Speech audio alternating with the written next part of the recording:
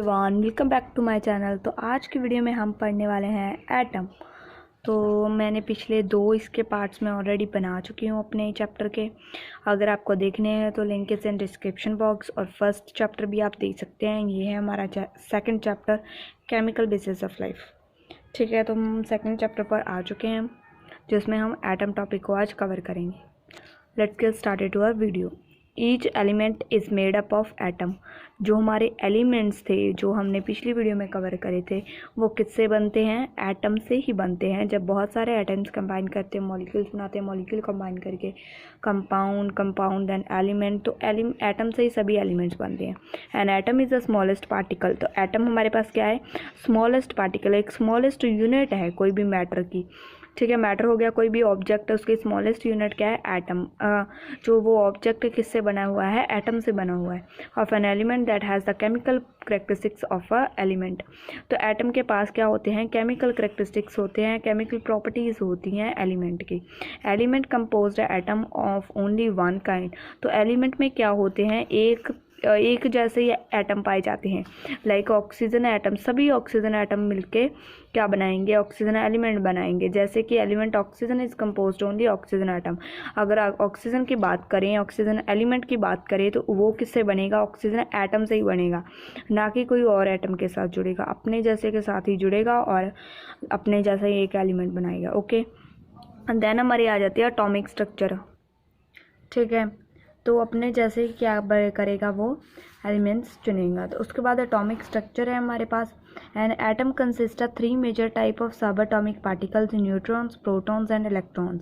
आगे जो अगर हम एटम को भी आगे क्या करें और उसकी स्ट्रक्चर देखिए, एटॉमिक स्ट्रक्चर देखिए। ये हमारा एटम हो गया।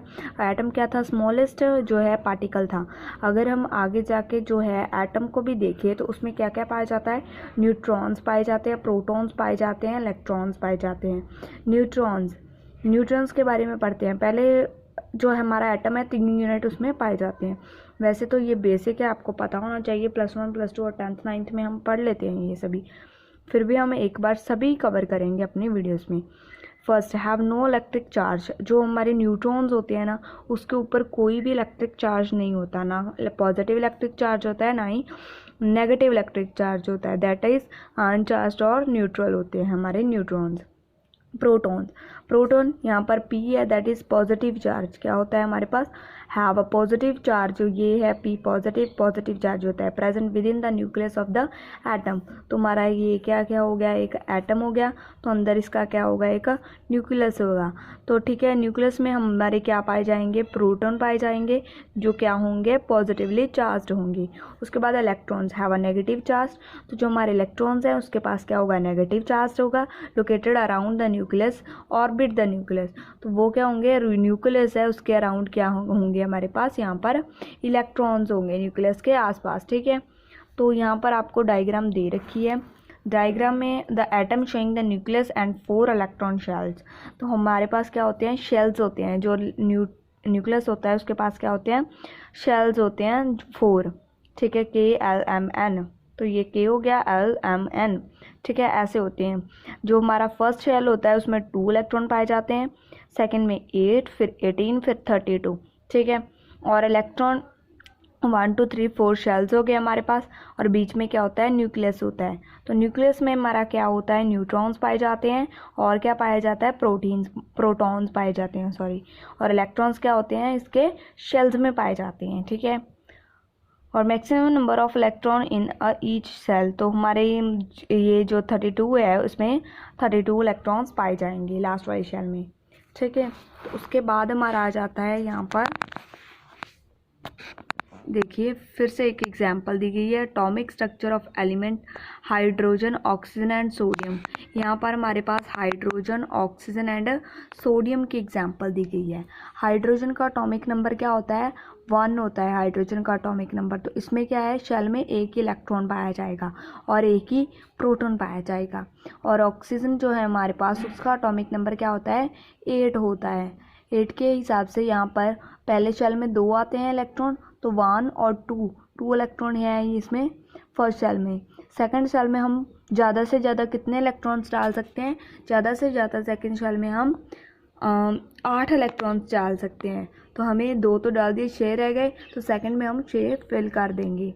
और उसके बाद सोडियम में क्या होगा, 11 एटॉमिक नंबर। पहले में 2 आ गए, दूसरे में 8 आ गए, 8 और 2 कितने हो गए, 10, और लास्ट वाले में 1 इलेक्ट्रॉन बच गया और वो हमने लिख दिया। ठीक है। और न्यूट्रॉन्स और प्रोटॉन्स हम क्या किस में लिखेंगे, सेंटर में, न्यूक्लियस में लिखेंगे। ठीक है। तो एटॉमिक वेट इसका 1 होता है हाइड्रोजन का, और ऑक्सीजन का डबल हो जाता है 16, और इसका क्या हो जाता है 23 हो जाता है। ठीक है। उसके बाद न्यूक्लियस ऑफ एटम, एटम के न्यूक्लियस के बारे में हमें यहाँ पर इंफॉर्मेशन दिया गया है। तो देखिए nucleus of atom, proton and neutrons from the nucleus and electrons are present around the nucleus. Proton है जो हमारे पास एंड न्यूट्रॉन्स हैं, दोनों ही हमारे पास क्या होंगे, फॉर्म अ न्यूक्लियस, न्यूक्लियस के अंदर प्रेजेंट होंगे। बट वहीं जो हम देखें इलेक्ट्रॉन, तो वो क्या होंगे around the nucleus. Around the nucleus माने तो न्यूक्लियस के आसपास प्रेजेंट होंगे हमारे इलेक्ट्रॉन्स, और प्रोटॉन और न्यूट्रॉन्स बीच में प्रेजेंट होंगे। Nucleus contain 99.97% of the atomic mass. ठीक है। But only 1/10 trillion of its volume, most of the volume of atom is occupied by the electron. ज़्यादातर जो हमारा वॉल्यूम होता है ना एटम का, वो कौन ऑक्यूपाई करते हैं, इलेक्ट्रॉन ही ऑक्यूपाई करते हैं। बिकॉज न्यूक्लियस तो छोटा सा है जो कि बीच में है, बाकी जो सारा एरिया है कवर किसने किया कि वो इलेक्ट्रॉन ने किया। तो ज़्यादातर वॉल्यूम कौन ले जाता है, इलेक्ट्रॉन्स लेके जाते हैं। तो न्यूक्लियस का 99.97% है जो एटॉमिक मास है। ठीक है। उसके बाद क्या होगा, the positive charge of proton is equal to the magnitude of the negative charge of the electron. जो हमारे पॉजिटिव चार्ज, जितने हमारे प्रोटॉन होंगे इक्वल टू उतने ही इलेक्ट्रॉन होंगे। यहाँ पर देखो हमारे पास इलेक्ट्रॉन क्या है, 1 है, प्रोटॉन भी 1 है। यहाँ पर प्रोटॉन कितने हैं, 8 हैं, और इलेक्ट्रॉन गिन के देखो 1 2 3 4 5 6 7 8 है। इलेक्ट्रॉन भी 8 और प्रोटॉन भी 8। यहाँ पर प्रोटॉन कितने हैं, 11 है। इलेक्ट्रॉन भी गिनोगे तो आप यहाँ पर ये जो इलेक्ट्रॉन्स हैं वो भी कितने होंगे हमारे पास, यहाँ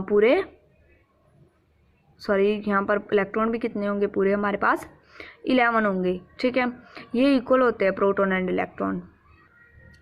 Because the number of electron in an atom is always equal to the number of proton, its individual charge cancel each other and the atom is electrically neutral.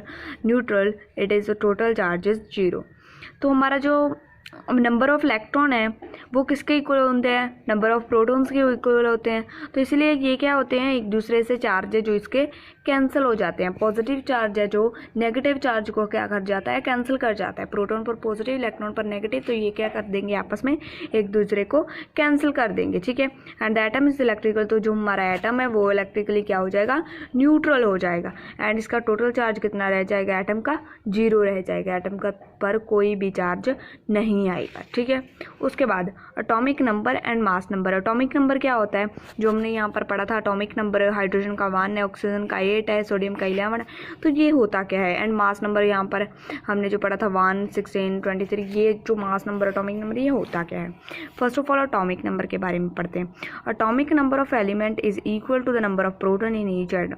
तो एटॉमिक नंबर किसको देखकर बनाया जाता है कि कितने प्रोटॉन प्रेजेंट है।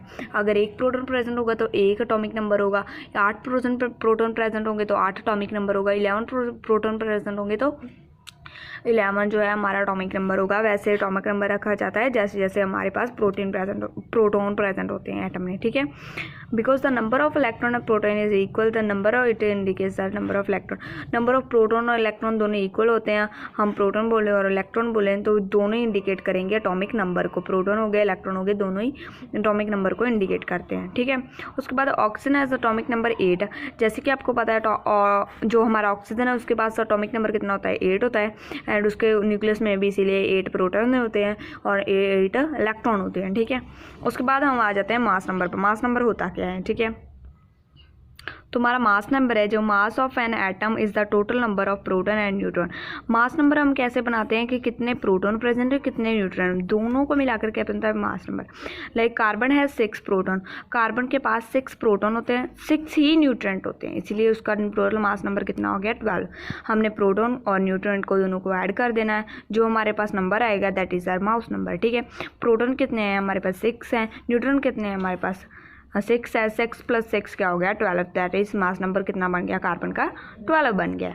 तो proton and neutron have about the same mass and they are responsible for the most of the mass element, electron has very little mass. तो जो हमारा प्रोटॉन होता है और न्यूट्रॉन होता है सभी दोनों के पास क्या होता है इक्वली मास होता है, ठीक है। प्रोटॉन और न्यूट्रॉन के मास की बात की जाए ना तो प्रोटॉन न्यूट्रॉन का मास होता है। चार्ज की बात की जाए तो हमारा प्रोटॉन और इलेक्ट्रॉन का मास बहुत ही ज़्यादा कम होता है। जैसे कि आपने पढ़ा ही होगा पहले, इलेक्ट्रॉन का मास है जो सब सारे है जो पार्टिकल्स हैं उसमें कम मास किसका होता है, इलेक्ट्रॉन का ही होता है ना, इसीलिए इसका मास कंसीडर हम नहीं करते।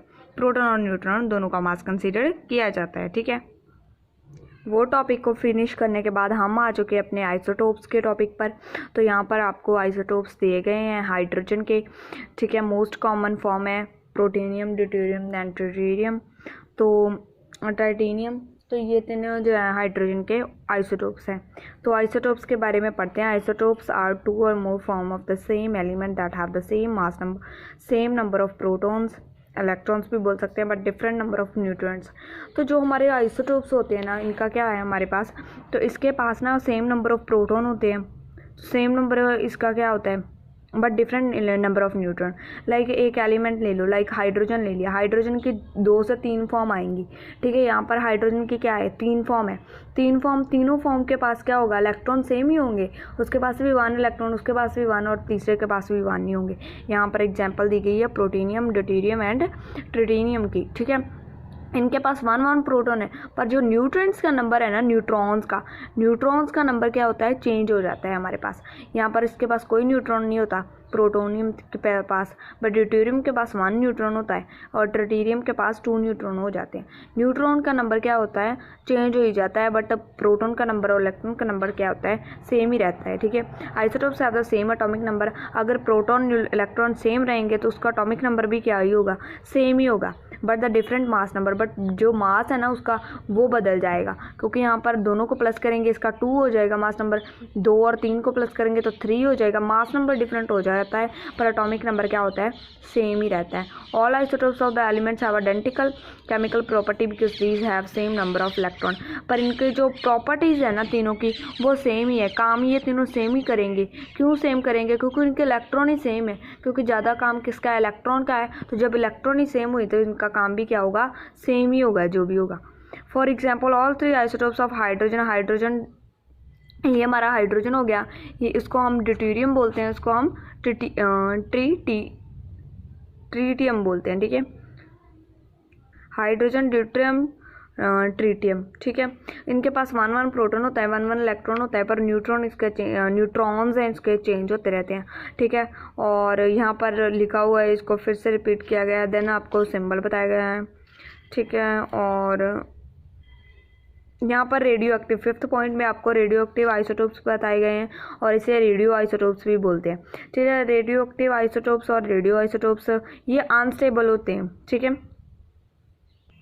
तो यहाँ पर आपको बताया गया इसका रेडियो एक्टिव नेचर कि कैसे इसका रेडियो एक्टिव नेचर ये शो करते हैं, ठीक है। इनका अनस्टेबल होते हैं और इसकी ना जब हम कॉन्फ़िगरेशन चेंज कर देते हैं तो देन क्या आते हैं स्टेबल फॉर्म में आ जाते हैं, देन हम अच्छे से यूज़ कर सकते हैं। और ये एमिट करते हैं रेडिएशन को हम ये पास करते हैं, लाइक बीटा, अल्फ़ा, गामा, ये सभी रेडिएशंस क्या करेंगे एमिट करेंगे, खुद से निकालेंगे, ठीक है। उसके बाद each radio active isotope has इसके पास हाफ लाइफ होती है। अगर आपने +1 +2 और 10th में पढ़ा हुआ है तो हाफ लाइफ, फुल लाइफ वो क्या होता है जिसके लिए टाइम रिक्वायर्ड होता है हमें, ठीक है। इनको डिके करने के लिए टाइम चाहिए होता है, ठीक है, तो उसको हाफ लाइफ बोलते हैं। फिर एटॉमिक मास और एटॉमिक वेट में क्या क्या डिफरेंस है वो आ जाता है। तो जो हमारा एटॉमिक मास होता है of an element is the average mass of the naturally occurring isotope. जो आइसोटोप नेचुरली अकरिंग होता है ना उसका जो एवरेज मास होता है उसे हम एटॉमिक मास ऑफ एलिमेंट बोलते हैं, taking into account and relative abundance of each isotope. Abundance, relative abundance क्या हो गया, उसका ज़्यादा होगा मास दूसरे आइसोटोप के एज कंपेरिजन, उसका ज़्यादा होगा बिकॉज वो नेचुरली अकरिंग है, ठीक है। It is the average mass of all stable atom of an element and reflect the relative portion of the atom with a different mass number. Mass number different हो सकता है इसमें, ठीक है। यहाँ पर हमने देखा ही है आइसोटोप का मास नंबर ही डिफरेंट होता है, एटॉमिक नंबर तो सेम ही होता है, तो मास नंबर क्या होगा, थोड़ा सा डिफरेंट होगा। आइसोटोप्स का जो नेचुरल अक्कर हुए हैं और बाद में हुए हैं, ठीक है, उनका थोड़ा डिफरेंस आ जाता है मास नंबर जो हमारा है एटॉमिक मास में, उसके मास में डिफरेंस आ जाता है। थर्ड पॉइंट में आपको एक एग्जाम्पल दी गई है। For example atomic mass of element carbon is 12.01 which is slightly more than 12 mass number of carbon because the additional mass of the small amount of other carbon isotope. तो ये क्या है, वो आइसोटोप होने के कारण इसका क्या है 12.01 है, 0.1 नहीं है, ज़्यादा स्लाइटली ज़्यादा है 12 से थोड़ा सा ही ज़्यादा है ना 0.1, तो इतना तो ज़्यादा फ़र्क नहीं ना पड़ा, थोड़े से मास नंबर का है जो एटॉमिक मास का फ़र्क पड़ जाता है आइसोटोप के केस में, बस यही बोला गया इसमें। फिर हमारा डाल्टन आ जाता है, डाल्टन और एटॉमिक मास यूनिट भी बोलते हैं इसे। तो ये क्या है, जब हमने एटॉमिक मास लगाना होता है ना, वो हम डाल्टन्स में मेज़र करते हैं, कोई भी एटॉमिक मास होता है तो उसका यूनिट हम जैसे हम केजी नहीं लिखते मास में, केजी ग्राम्स, तो इसमें हम क्या लिखेंगे, एटॉमिक मास यूनिट लिखेंगे, डी और जी अदरवाइज यू से इसे हम रिप्रेजेंट करते हैं, बिकॉज ये डाल्टन ने दिया था। The standard unit of measuring the mass with the sub atomic particle is a Dalton. तो ये इसका जो यूनिट्स हैं वो डाल्टन भी होते हैं, और एटॉमिक मास यूनिट यू से भी आप unified atomic mass unit you से भी आप रिप्रेजेंट कर सकते हैं इसे, ठीक है। Neutron has a mass of 0.008 1.008 Dalton and the proton has मास 1.00। तो यहाँ पर न्यूट्रॉन और प्रोटॉन का मास दिया गया है आपको, ठीक है, इलेक्ट्रॉन का दिया गया है and about 2000 times smaller than the mass of neutron and proton. तो यहाँ पर दिया गया है कैसे कि डाल्टन ने बताया था, वैसे आपको यहाँ पर यही करना है कि यूनिट्स क्या हैं डाल्टन के। उसके बाद हमारा केमिकल बॉन्डिंग वाला टॉपिक आ जाता है जो हम नेक्स्ट वीडियो में पढ़ेंगे। Till then bye bye, I will see in another video with another topic that is chemical bonding. तो ये थोड़ी सी इंपॉर्टेंट है, ये आपको करने का है, तो अदरवाइज़ ये तो आपका बेसिक है, वो आपको आता ही होना चाहिए जो मैंने आज पढ़ाया है, बट एक बार आप रिवाइज कर सकते हैं, स्क्रीनशॉट ले सकते हैं। Bye bye.